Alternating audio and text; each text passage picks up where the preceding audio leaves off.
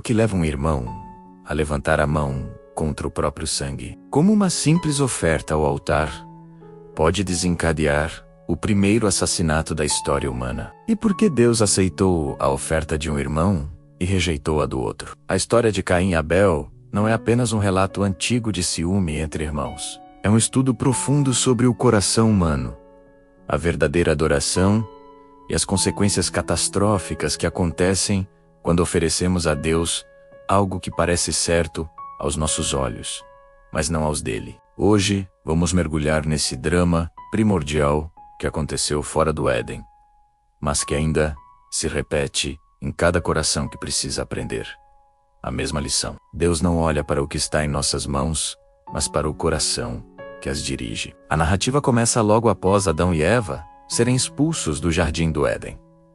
Eles tiveram filhos. Caim, o primogênito, se tornou um lavrador, alguém que trabalhava a terra. Abel, o segundo filho, virou um pastor de ovelhas. Ambos tinham profissões legítimas, abençoadas por Deus. O trabalho em si não era o problema, até que chegou o tempo de trazer ofertas ao Senhor.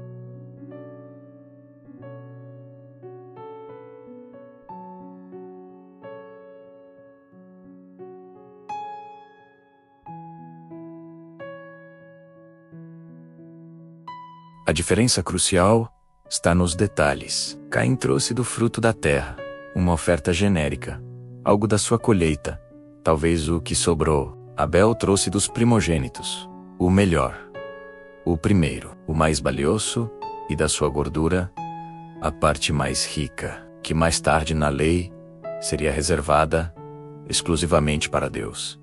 E então, vem o momento decisivo. O Senhor aceitou com agrado Abel e a sua oferta, mas não aceitou com agrado Caim e a sua oferta. Veja bem, a rejeição não foi só da oferta, mas também do ofertante. Os dois estavam conectados. A reação de Caim foi imediata e visceral.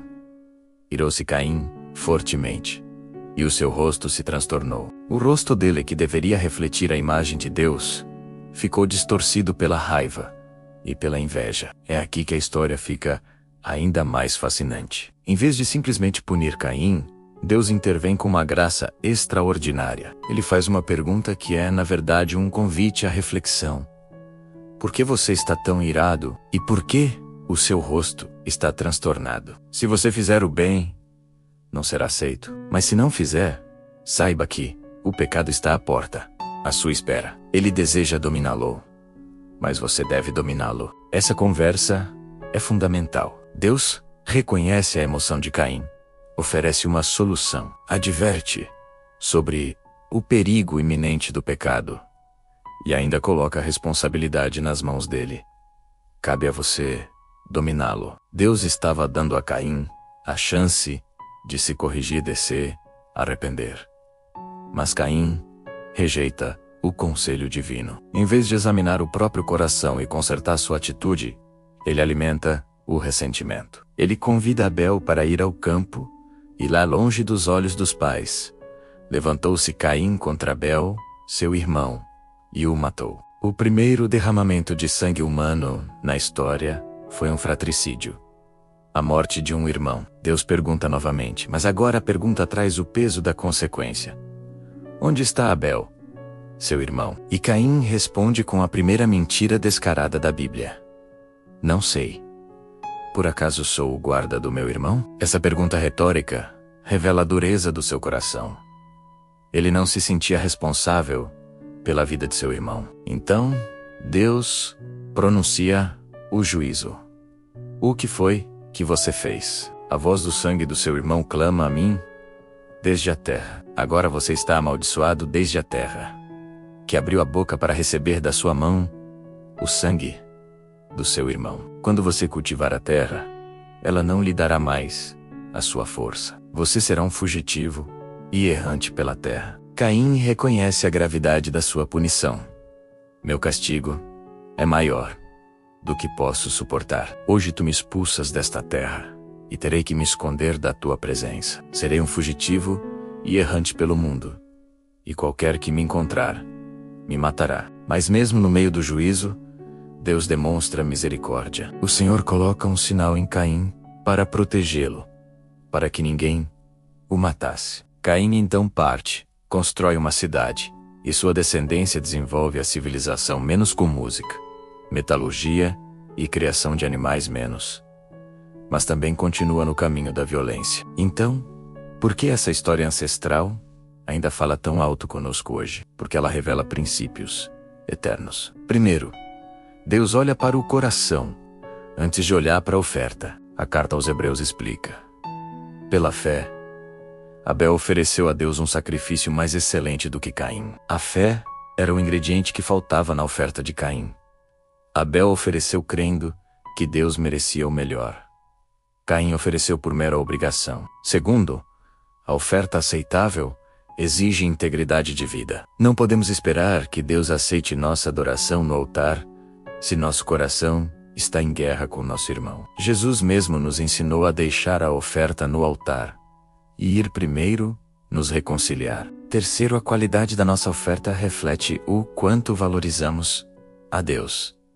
Abel deu o primeiro, o mais valioso. Caim deu algo. Quando damos a Deus nosso tempo residual, nossos recursos que sobram, nossa atenção dividida, estamos agindo como Caim. O Deus que nos deu seu filho primogênito merece o nosso primeiro e melhor. Quarto, a rejeição divina é sempre uma oportunidade de arrependimento. Deus não descartou Caim imediatamente. Ele dialogou, explicou e ofereceu um caminho de volta. O problema não foi a rejeição inicial, mas a recusa de Caim em aceitar a correção. Quantas vezes, quando as coisas não saem como queremos em nossa vida com Deus, ficamos com raiva em vez de examinar nosso coração? Quinto, o ciúme espiritual é mortal. Caim começou com uma oferta inadequada, que evoluiu para raiva, emberra e, finalmente, assassinato. A inveja dentro da igreja, sobre dons, ministérios ou reconhecimento, é o espírito de Caim que destrói relacionamentos e testemunhos. Sexto, nós somos sim guardadores de nossos irmãos. A pergunta de Caim ecoa até hoje como uma advertência. A resposta da Bíblia é clara.